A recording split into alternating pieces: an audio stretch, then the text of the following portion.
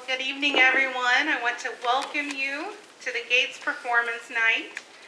Your attendance is a great encouragement to our students, and we appreciate you spending part of your evening with us. I'd like to introduce members of our staff and administration who are in attendance this evening. And if I overlook anyone, please let me know. I see Mrs. Terry Miller in the back. She is the principal of New Richmond Elementary. And then Mr. Adam Bird, our superintendent, is here tonight. So we appreciate that. Did I overlook anyone that was able to be here? Okay, great. For those of you that do not know me, my name is Rachel Reynolds, and I am the District Gifted Coordinator and the Gifted Intervention Specialist at Locust Corner Elementary and New Richmond Elementary. This is Karen Burke, and she is the Gifted Intervention Specialist at Monroe Elementary. We hope you enjoy the program we have prepared for you.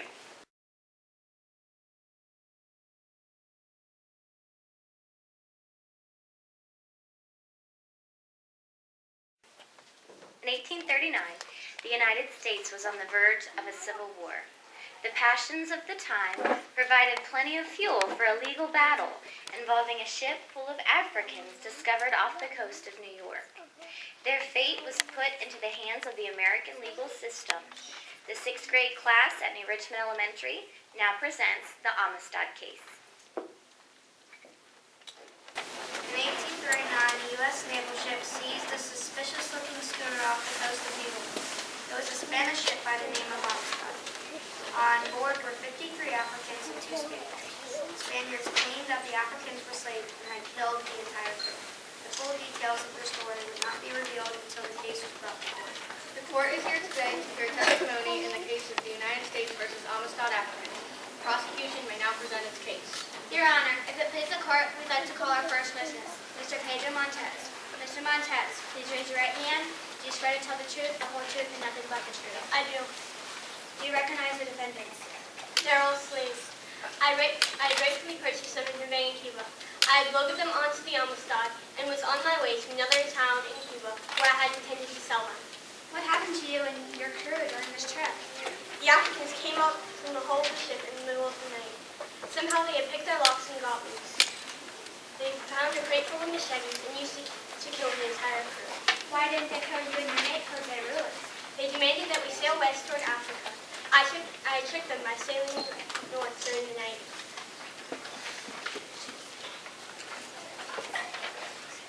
Fortunately, the U.S. Navy ship found us before it was too late. When it was time for the defense to present its case, Attorney Roger Baldwin called Joseph Sinclair to the stand. Sinclair had been chosen by the Africans on board the Amistad as the leader. He spoke only Mende, an African language, so he had to speak to the court through an interpreter who could speak both Mende and English. Please tell the court where you are from. I am Mende from Manuel, which you call Sierra Leone. So you are not from Cuba? No, I was only there for 3 days. And you are not a slave? No, I was a farmer in Manuel. I had my own land, a wife, and children. The whites kidnapped me and the others you see here. What happened to you and the other Mende? You cannot imagine. The crew beat us, starved us, and worse. Why did you attack the crew of the Amistad? We were taken against our will. I would do anything to get back to my homeland, my families. Any man would do the same. Would you like to make any other statements to the court? We are back here, like you. Give us back our freedom. Your Honor, the defense rests its case. Both parties may now present their closing statement. The prosecution has proven beyond the shadow of a doubt that these men are guilty of mutiny and murder. They should therefore be sentenced with the maximum penalty allowed by the law. Your Honor, as we have shown, the defendants are from Sierra Leone. There are no U.S. citizens involved in this case. How can they be tried in a U.S. court of law? The court agrees with the defense. Mr. Montez is a Spanish citizen, and the defense are from Sierra Leone. Furthermore, the crime happened at sea. This case does not in any way involve the United States or its interests. We order the defendants to be returned to Sierra Leone at the expense of the U.S. government since they were taken from the Amistad by a Navy ship. The defendants jumped and cheered when they heard the verdict. But this was not to be the end of the Amistad case. Martin Van Buren, the President of the United States, was getting pressure from his advisors to bring the case to the Supreme Court. Mr. President, the decision of the trial court on the Amistad case is most unpopular. Many people believe you should use your presidential powers to appeal the case to the Supreme Court. The rule court has already ruled. Why should I concern myself with debating with you afterwards? The slavery question has brought this country to the verge of civil war. Do you think Southern slave owners are ready to separate from the Union. A more favorable decision in this case might help you when you seek re-election. Do you think the Supreme Court may reverse the decision? There's a good chance. 5 out of 9 judges are slave owners. Good point. Issue an immediate order that St. Queen's men not be released. The Amistad case will be tried one more time. St. Queen and his supporters were outraged when they heard the news. By this time, the Amistad case had received a lot of attention in the press. John Quincy Adams, a former U.S. president, offered his services as defense attorney. The date for the appeal was February 22, 1841. Members of the courtroom listened closely as the attorney summarized the argument. The defendants in this case are not human beings, they're slaves. Mr. Montez clearly established that he owned them at one time. As slaves, the defendants have no more rights and duties to burden. They are property in Spain and should be returned to Spain. A Spanish court of law may then make a final decision in the case. The Africans were brought into Cuba illegally. Therefore, Mr. Montez cannot claim that he ever raped his owner. Defendants were never slaves. They were born free and had the right to their freedom. The men and women you see here are not criminals. Rather, they are more akin to the revolutionaries who fought against Britain during the American Revolution. They were fighting for their lives and their freedom. The United States is a land of justice, and justice demands these men and women to be set free. The decision of the lower court is upheld. The defendants were taken from their homeland against their will. They had the right to fight back and resist. They are free to go. However, the U.S. government has no obligation to pay for their return trip to Sierra Leone. St. Queen and the other men they were at last free. On the other hand, they had no money and were stranded in the United States. After all they had been through, they refused to give up. St. Queen learned English and told eager crowds his story. Eventually, he raised enough money from these lectures for a return trip. The Amistad captives finally returned to their homeland in 1842, 3 years after they had been kidnapped.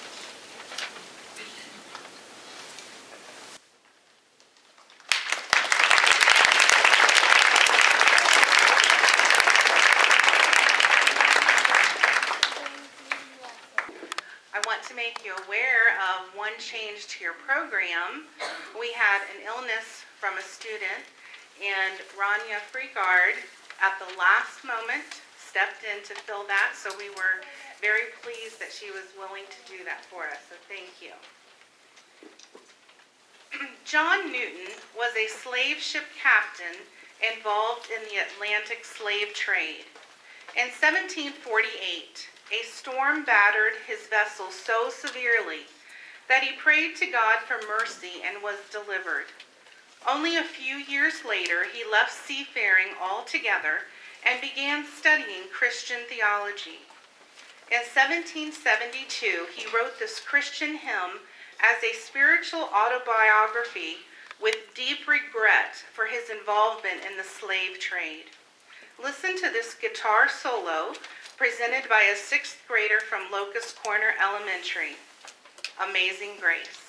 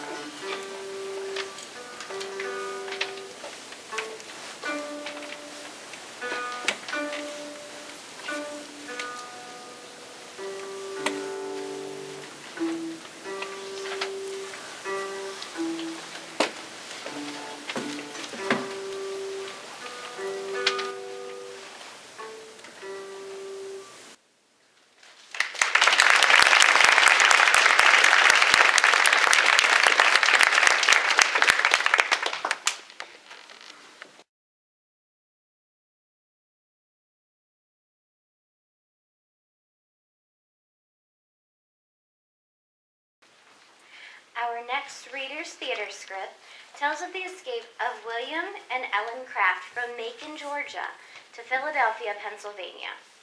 They attempted one of the longest escapes in the history of slavery.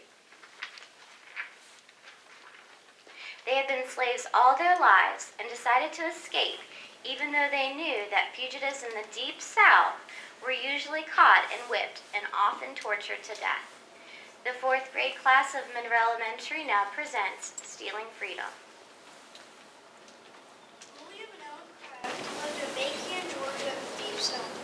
They had been slaves all their lives. Ellen was a very light-skinned black slave. She was a daughter of her owner and one of his slaves. She was given as a wedding gift to her white daughter who lived in Macon. Ellen was a household servant and was a skilled seamstress. Sometimes she earned small tips for her work.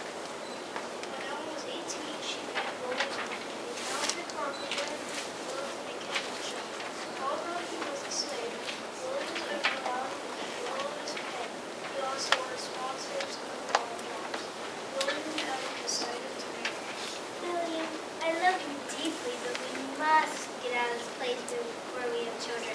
I don't want my children born as slaves and owned as my master. I won't have it. My first owner sold my parents to different planters. I never saw them again, nor did they see each other ever again. My brothers and sisters were each sold to different slave buyers as I was growing up. Right now, I'm a better owner than those slaves do. But he could sell me tomorrow. I could be led away in chains to work hundreds of miles away and be forever separated. Our only hope is freedom, and I think I have a plan for it. We have to escape Macon. It's hundreds of miles away from any northern state. We could be caught by bounty hunters or slave catchers before we reach the Ohio River and the free states north of it. We don't know the way, and we'd be alone against the world with no one to help us. We'd never survive alone in the mountains, swamps, or wild regions like some slaves have done. Runaways hardly ever make it from as far south as we live. They're usually caught, whipped, attacked by dogs, branded, sold farther south to cotton farmers, or tortured. What is your plan, William? Take me north on the train as your slave. What are you talking about? I've been thinking this out very carefully for some time. I'm dark-skinned and nothing will disguise my looks, but you are light-skinned and can almost pass for me. Maybe in the dark, but I quickly be discovered. White men would notice the difference. I don't look much like a white woman. Even a white woman probably was slave and had trouble going where she wanted to when we got close to the northern states.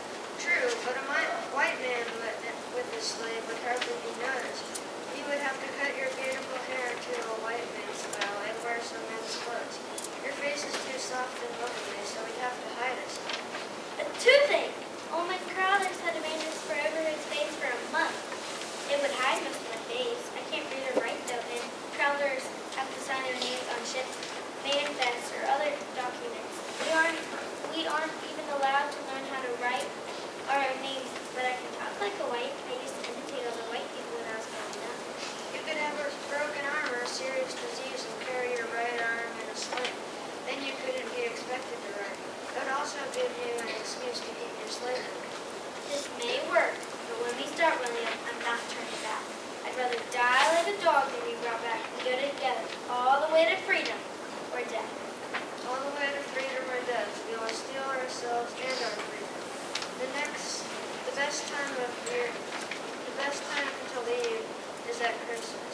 White folks are distracted.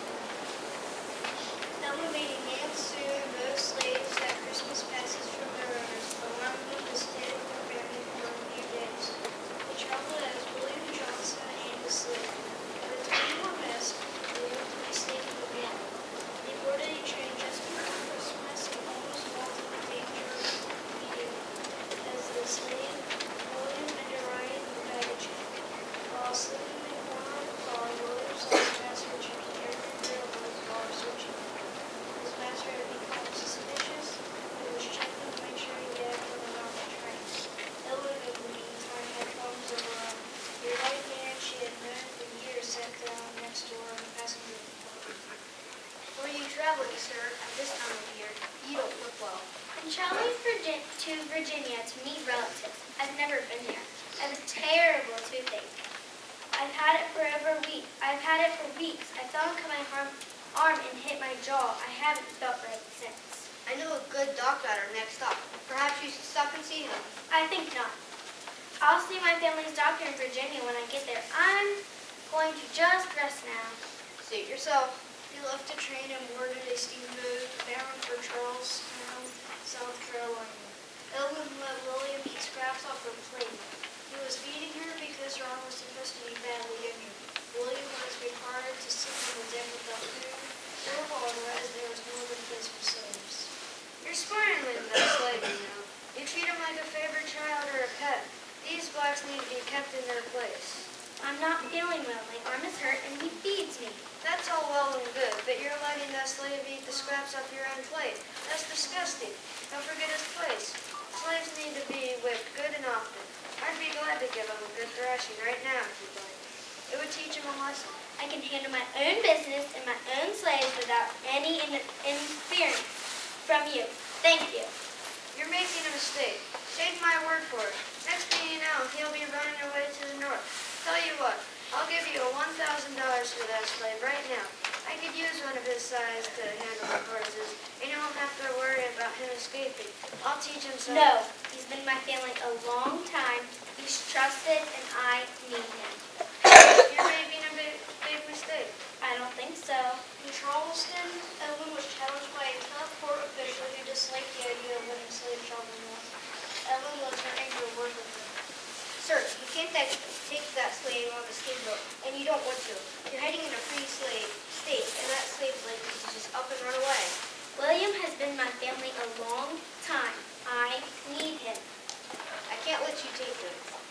There are too many runaway slaves in the north, and you haven't signed the manifest. I can't sign. My arm is broken. I paid for our passage, and I'm boarding the ship. I'm a styled and gentleman. I have urgent business in Washington, and I will not have my business interfered with. Now get us on that ship. All right, sir. I'll let you board, but mind my words. That slave will be north in 3 weeks. William Mellon sailed by steamer to Wilmington, North Carolina, then returned to Richmond and Harrisburg, Virginia. They boarded a steamer to Washington, D.C., and early train to Baltimore, Maryland, where they switched trains to a trip to Philadelphia. Here they were stopped by a returning railroad. Mister, you can't take that slave with you to Philadelphia. That's a hiding place for fugitive slaves. He'll run away as soon as he sets foot in the city, or some abolitionist will turn his head with radical ideas. You can't go. I'm ill, and I need William's help. He has always been very loyal. You can't trust any slave. They'll all run at the first chance. I'll not allow him to travel on the train. I come from the best families in Georgia. I paid for my ticket. William will ride in the baggage car as usual. We are going on this train, or I will contact higher authorities. Okay, but you've been warned. You better keep a chain on that fella, or he'll be free in no time. She got away with it. William and Ellen arrived in Philadelphia, where they contacted William Stiff, the famous station master of the Underground Railroad. He hid them for a few weeks and set them on to Boston, but their masters found no time to learn how to call. 2 years after William and Ellen started their journey, they sailed to England, where they remained until the end of the Civil War.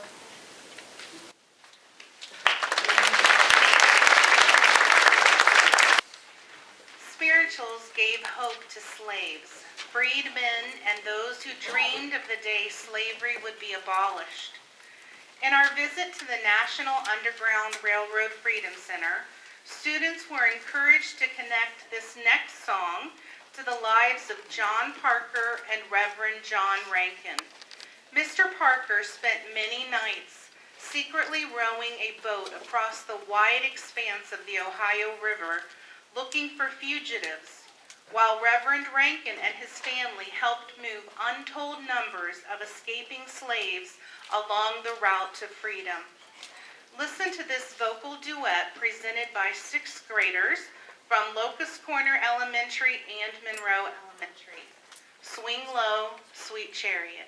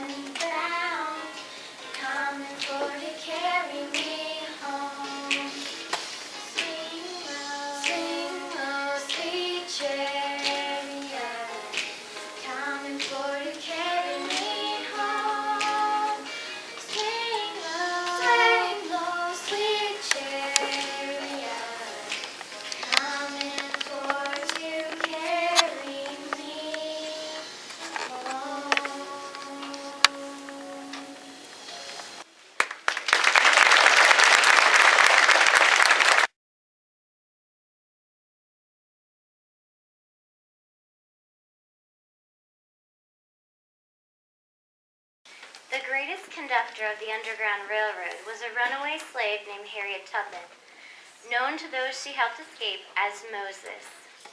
She established a route of Underground Railroad stations and made more than 20 trips into southern states, rescuing her 2 brothers, many other family members, and over 300 other slaves.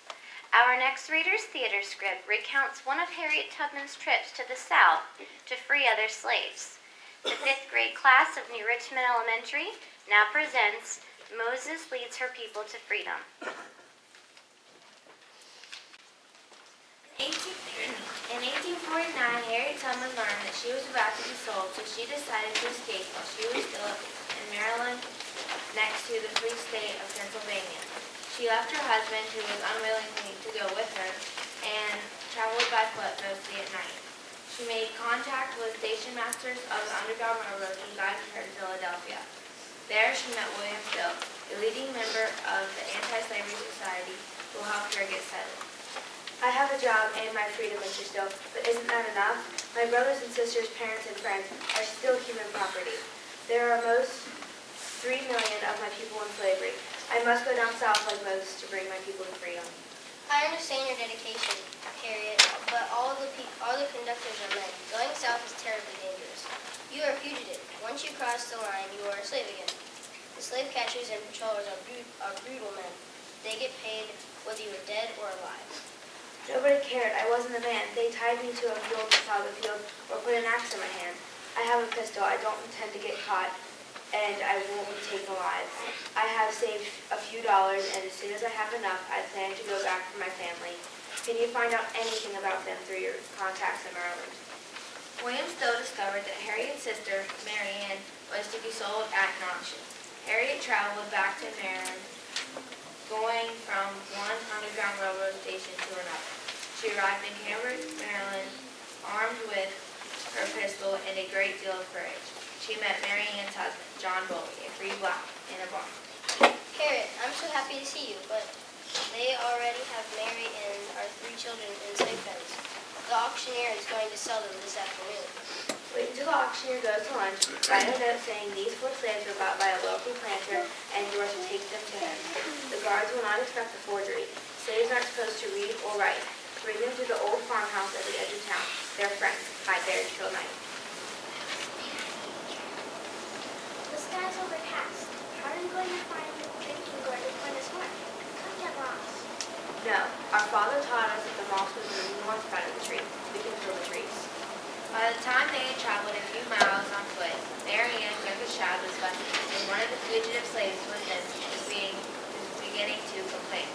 Mary Ann, give this medicine to Annie. Can't afford to have her crying. Sound carries a long way in these woods. Will it hurt her? It's a sleeping potion. She'll be fine. We can't take chances. Are you sure you know where we're going? If we go back now, then we never know we left. I don't want to get hurt. I'm heading there. Nobody leaves, nobody quits. You'll endanger us all if you do. Believe me, we're bound for freedom, and there's no turning back. They arrived at a dirt cellar near the edge of a field of potatoes. We stayed in this cellar till night. No talking. It's going to be very crowded. There's barely any room for us to fit, but it won't be the worst. Tomorrow we travel in a wagon under a load of hay. We will be hiding in attics and barns and in a tunnel near a ditch. It's a long way, but we'll make it. They traveled for a week from one station to another along a network of farms, Quaker meeting houses, and abandoned sheds until they reached the safety of Philadelphia and William Stowe's home. Mary Ann and her family were sent north to Canada, and Harriet headed back south after a few months to rescue more of her family. Harriet Tubman made 20 trips into slave states to bring her family, friends, and other slaves to freedom. She became known as Moses to the people she helped.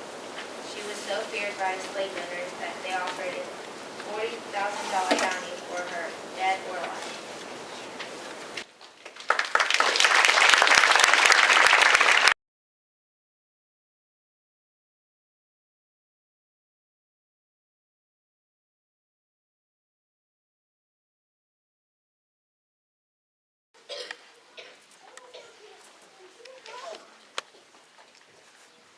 she was born into slavery, Sojourner Truth grew up with a powerful sense of justice.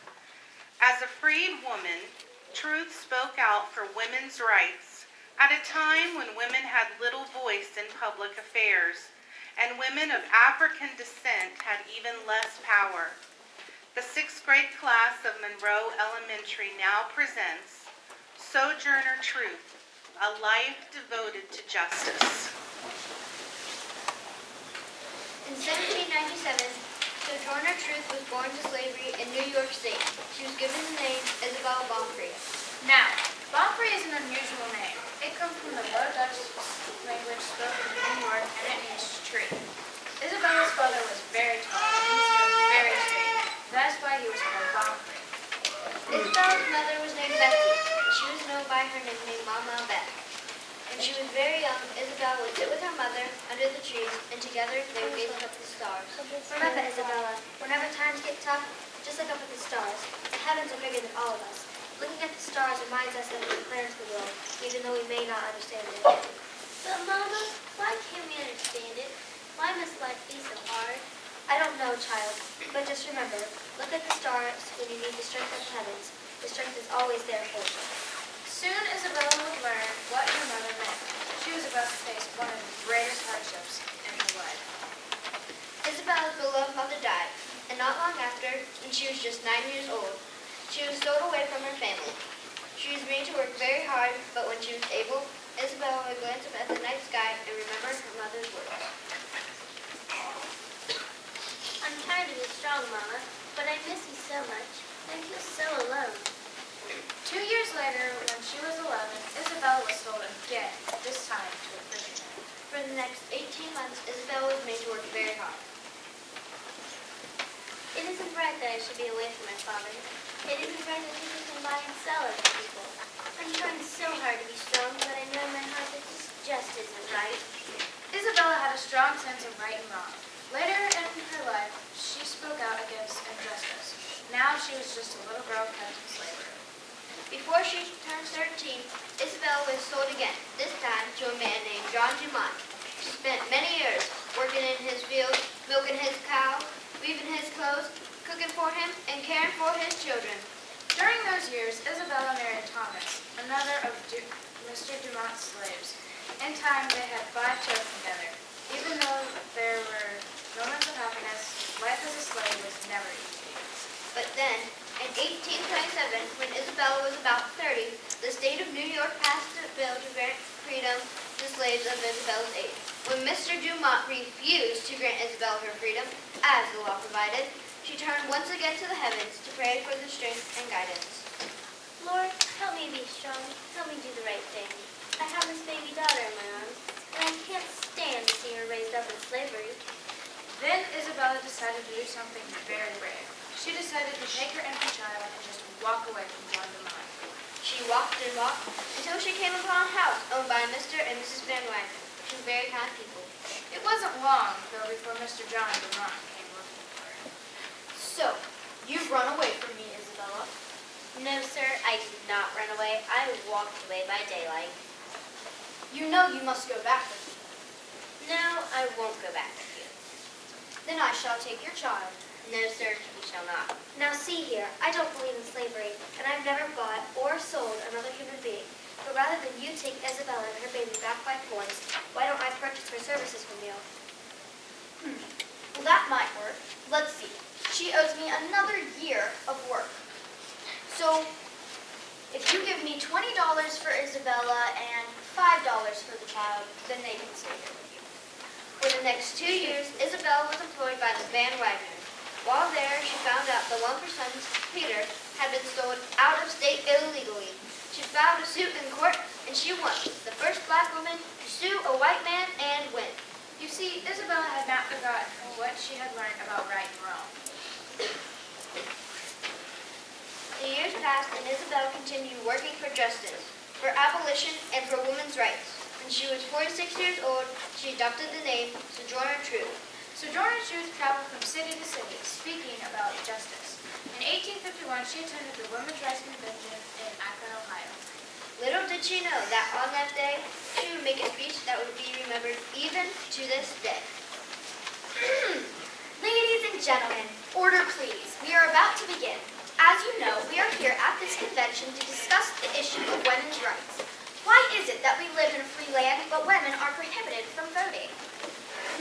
You ask why. The answer is obvious. Men have a superior intellect, that's why. Plus, Christ is a man. That obviously means that men are to be favored. But in all seriousness, ladies need to be protected from the pleasantness of life. They are to be treated with courtesy, they are to be helped into carriages, and they are to be taken to all the best places. At this, Sojourner Truth rose and approached the podium.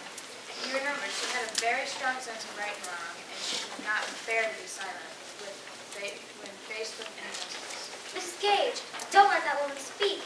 People confuse the issue of women's rights with abolition. You can't let her speak. If Sojourner Truth wants to address this convention, then she may. Sojourner Truth stood at the podium and looked at the crowd, and in a powerful voice she began to speak. Well, children, where there is so much racket, there must be something out of kilter. Sojourner pointed to the minister. That man over there says that women need to be helped in the carriages and lifted over to and to have the best place everywhere. Nobody helps me any best place, and ain't I, woman? Sojourner's voice rose as she stood up straight and tall. Look at me. Look at my arm. Sojourner bared her right arm and flexed her powerful muscles. I have plowed, I have planted, and I have gathered in a barn. And ain't I a woman? I could work as much and eat as much as a man when I could get it, and stay alive as well. And ain't I a woman? I have born children and seen most of them sold into slavery. And when I cried out with a mother's grief, none but Jesus heard me. And ain't I a woman? The women in the audience began to cheer wildly. Sojourner pointed to the minister once again. He talks about this thing in his head. What's that they call it? Intellect. That's it. What's intellect got to do with women's rights or black folks' rights? And again, he says that women can't have as much rights as men. Because Christ wasn't a woman. Well, where did your Christ come from? From God, woman. It had nothing to do with him. The crowd erupted in applause. Sojourner took her seat while the audience clapped and cheered. For the remainder of her life, Sojourner continued working tirelessly for justice, for women's rights, for abolition, and for an end to capital punishment. She died at her home in Michigan at the age of 86.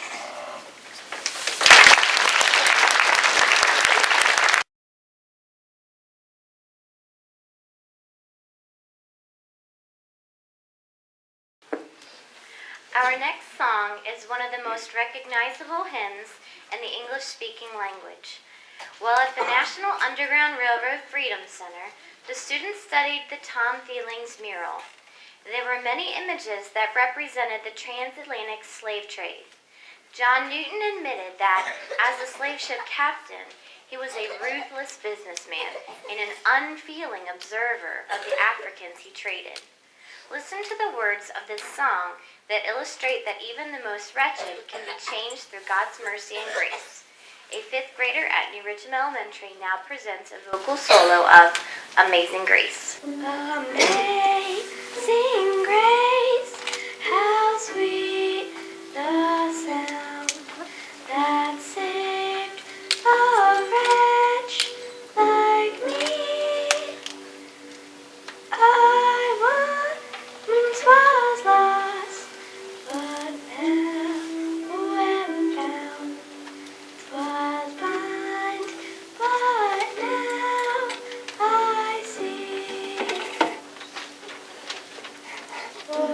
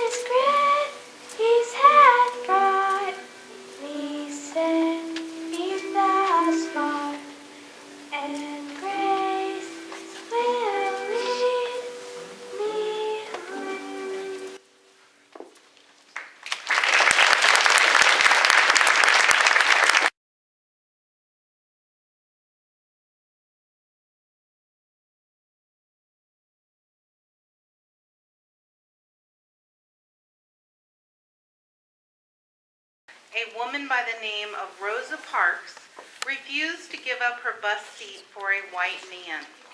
This simple act of defiance led to a year-long historic boycott within the Black community of Montgomery, Alabama.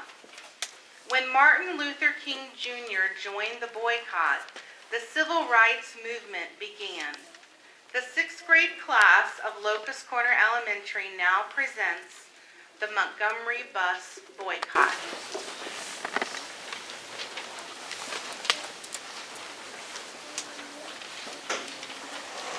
It is Thursday, December 1st, 1955.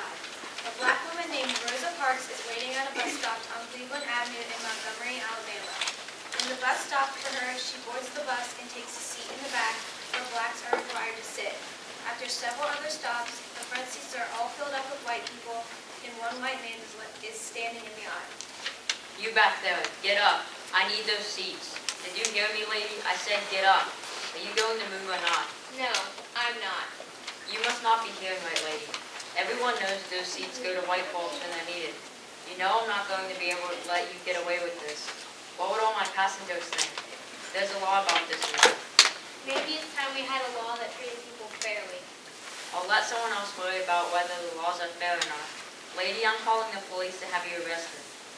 You do that. Excuse me, officer. Could you please step on the bus and help us out? What's the problem? This lady won't give up and give a seat to the other passenger. I told her to move, but she won't budge. You speak English, lady? Yes, I do. Do you understand what the bus driver said? Yes, I did. Then why won't you get up? I didn't think I should have to. Why do you push us around? I don't know, but the law is the law and you're breaking it. I'm putting you under arrest. The police officer put Rosa into a patrol car and took her to jail. She was fingerprinted and photographed, and then she was put into a cell. A friend of Rosa's, Mrs. Pratt, had been on the bus when Rosa was arrested. She ran to Rosa's house to tell her husband what had happened. Rosa didn't move. The bus driver had to pull the bus over and call the police. The next thing I knew, Rosa was on her way to jail. I'm going to get some buses. Go and get my friend Edie Nixon. Tell him to meet me here at the jail, and quick. Whatever you say, Raymond. Raymond and Edie paid Rosa's bail and got her out of jail.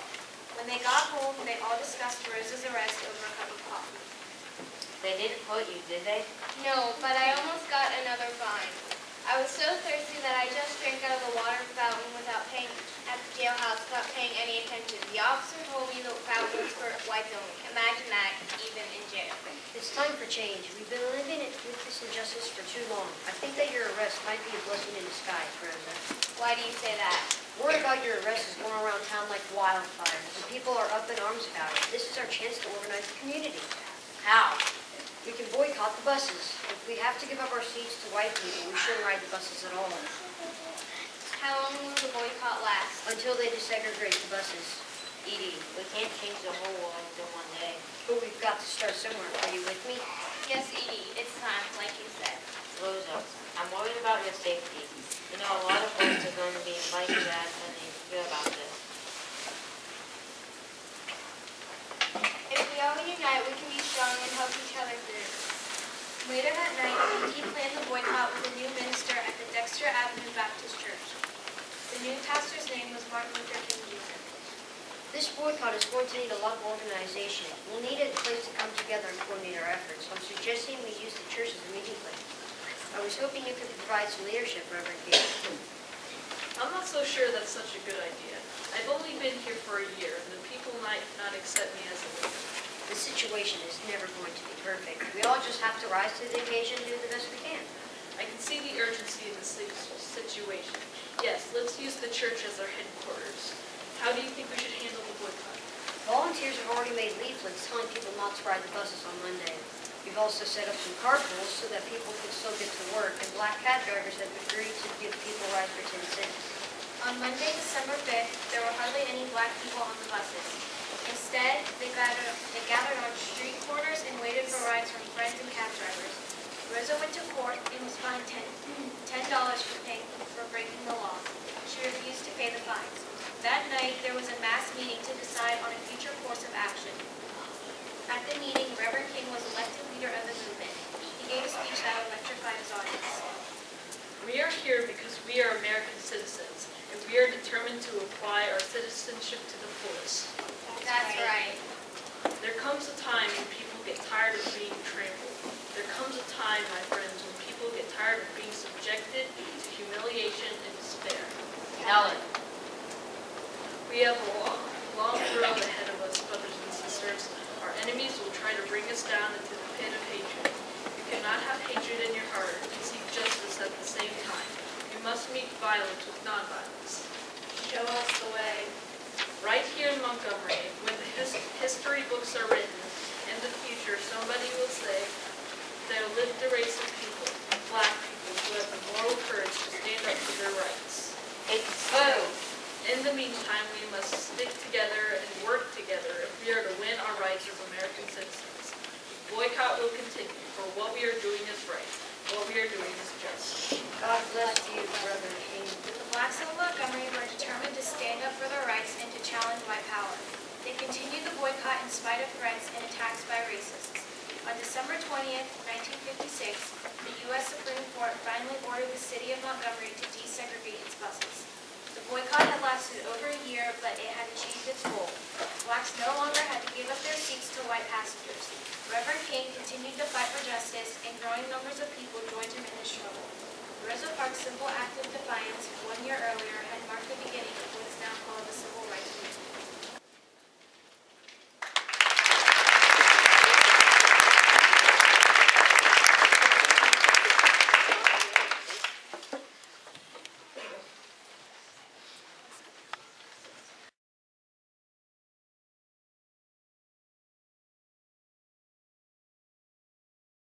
Seeking faith in God, slaves used songs to help them face the horrible conditions of slavery. During our visit to the National Underground Railroad Freedom Center, students stood inside an actual reconstructed slave pen used as a storage warehouse for human beings. They saw the chains used to bind men to the upper level to prevent escape. Listen to this next vocal solo presented by a 4th grader at Monroe Elementary, Over My Head. Over my head, I hear music in the air. Over my head, I hear music in the air. Over my head, I hear music in the air. Oh, there must be a God somewhere.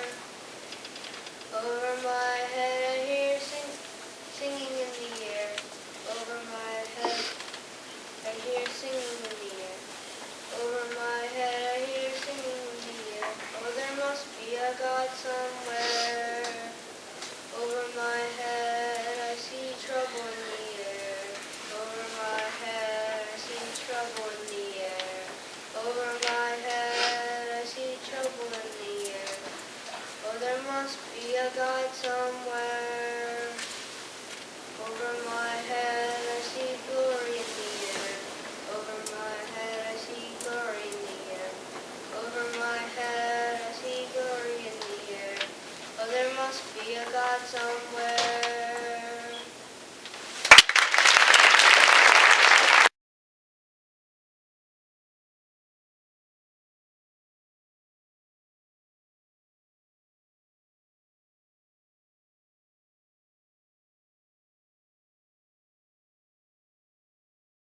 Abraham Lincoln wrote the Emancipation Proclamation in 1863, and 2 years later, the 13th Amendment to the United States Constitution was ratified, making slavery illegal in the United States. From the steps of the Lincoln Memorial in 1963, a speech was delivered that defined the civil rights movement. The 4th and 5th grade class at Locust Corner Elementary now presents a portion of Martin Luther King Jr.'s famous speech, I Have a Dream. So I say to you, my friends, that even though we must face the difficulties of today and tomorrow, I still have a dream. It is a dream deeply rooted in the American dream that one day this nation will rise up and live out the true meaning of its creed.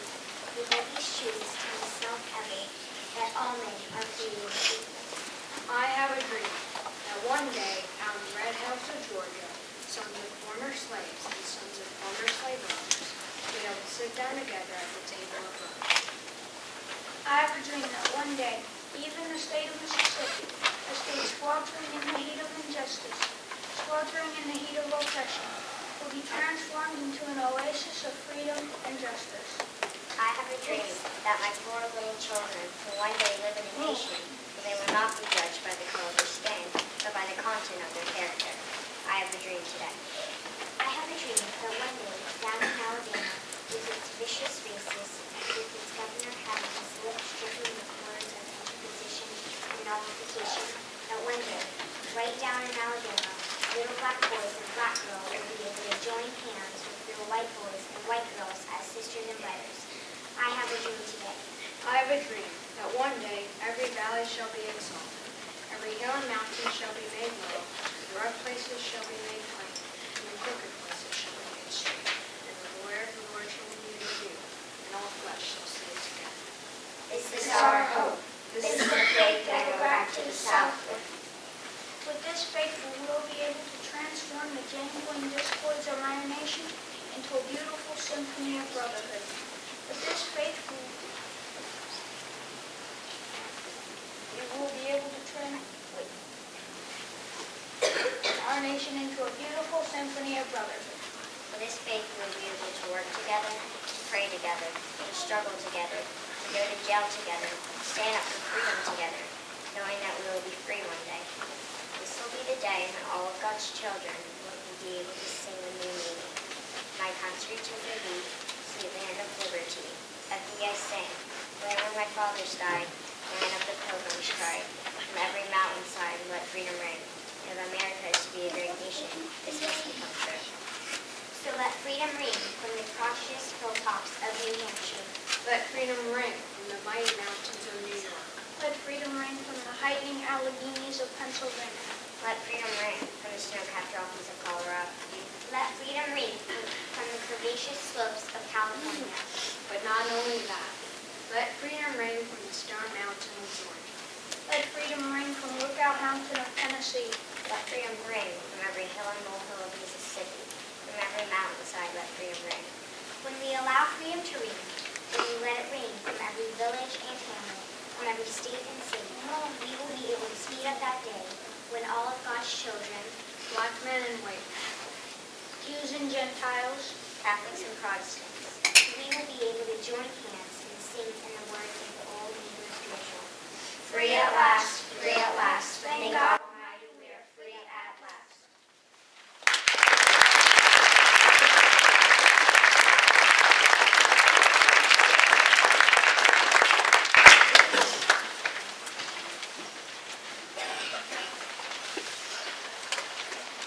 I'd like to ask all of our students to stand. And let's take one more opportunity to congratulate them for their performances and their...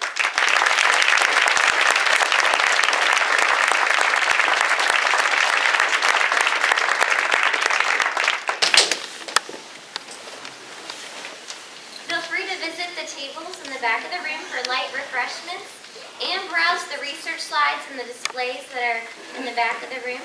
We hope that you'll take a few minutes to speak with our students tonight and ask them any questions about things they learned in the course. This concludes our program, and we thank you for joining us.